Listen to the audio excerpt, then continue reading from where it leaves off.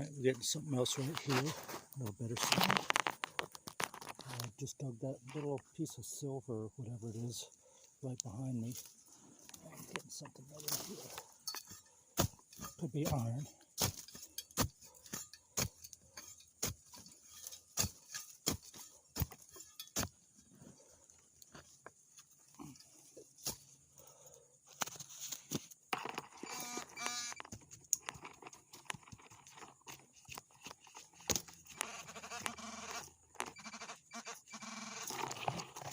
Something right over here. Usually when it's in the sidewall like that, it's iron.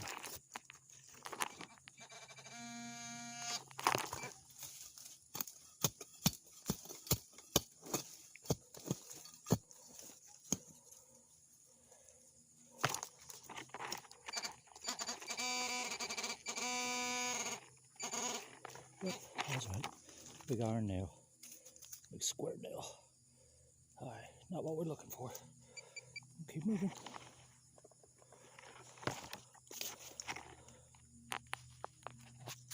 Alrighty, I abandoned this hole just a second ago because I couldn't find my target down in there. But it seems like I'm off and it's in the sidewall, so let's check again. Over this way.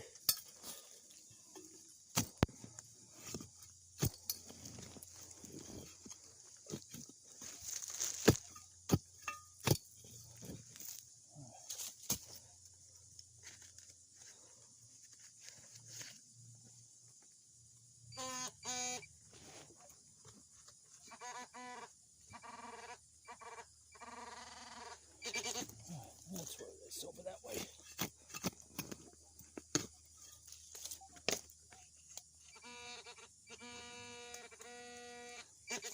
Probably iron.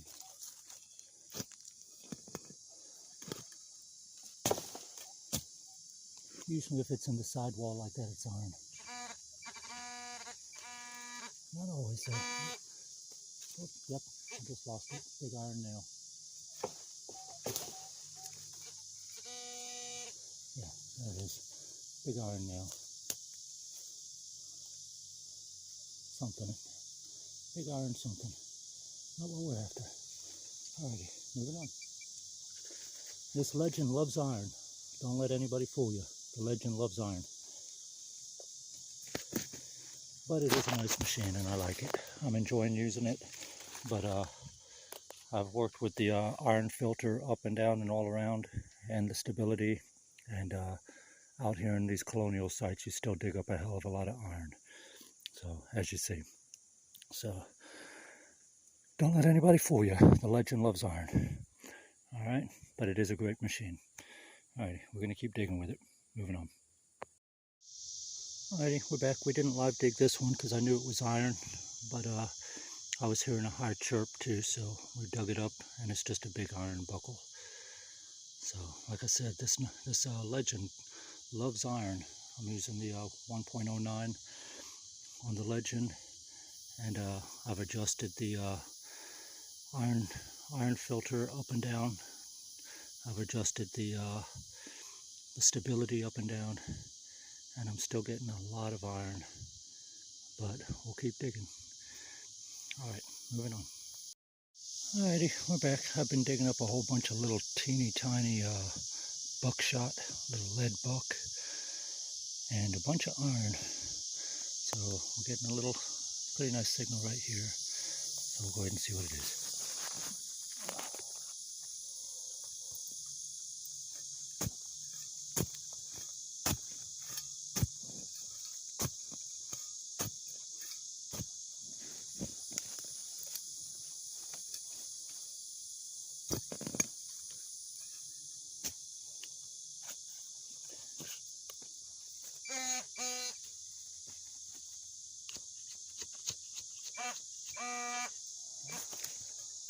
Over that way.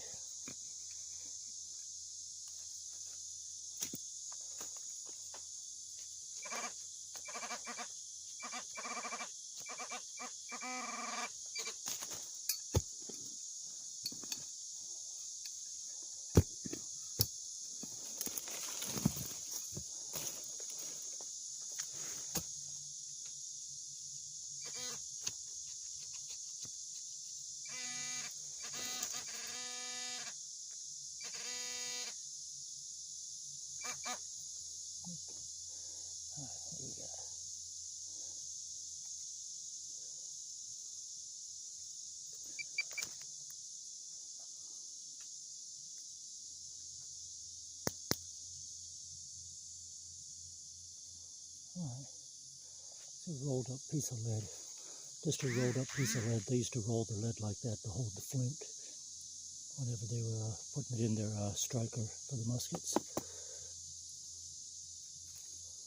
Yep, just a rolled up piece of lead. Hit pretty nice though. Alrighty, we'll take it.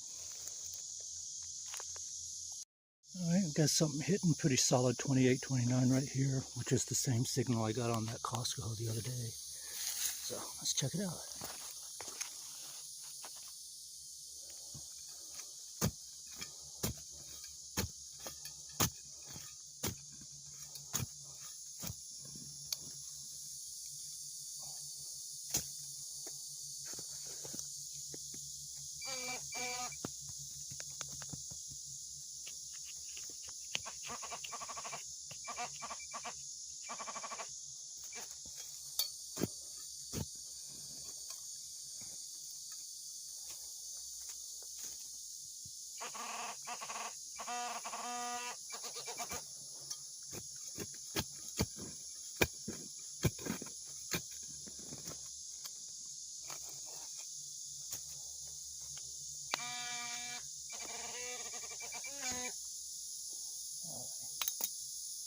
Oops, another piece of flat iron. Told you, that legend loves iron.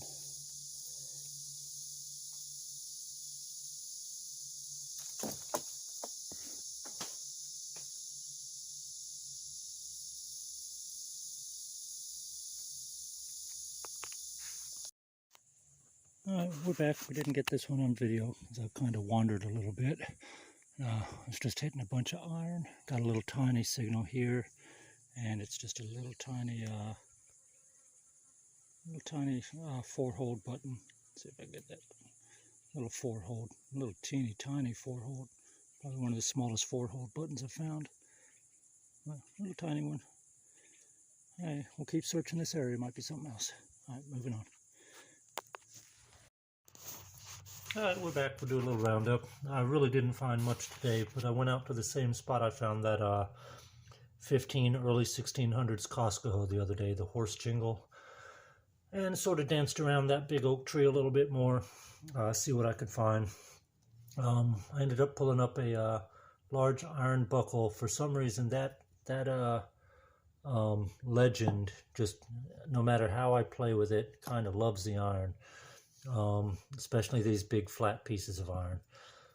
Ended up getting another square nail. I got several of those actually today. It hit on. I was pretty happy because you know, I've dug many of them over the years with my my E-Track, my Nox, and a few other machines. But the legend did hit on some really tiny pieces of lead buck at good depth, so that's a good sign. You know, because if you're hitting little pieces of lead that small at good depth, then you're going to hit gold and silver and stuff like that at a good depth as well. So that's those are pretty small targets to hit at 9 inches, 9-10 inches.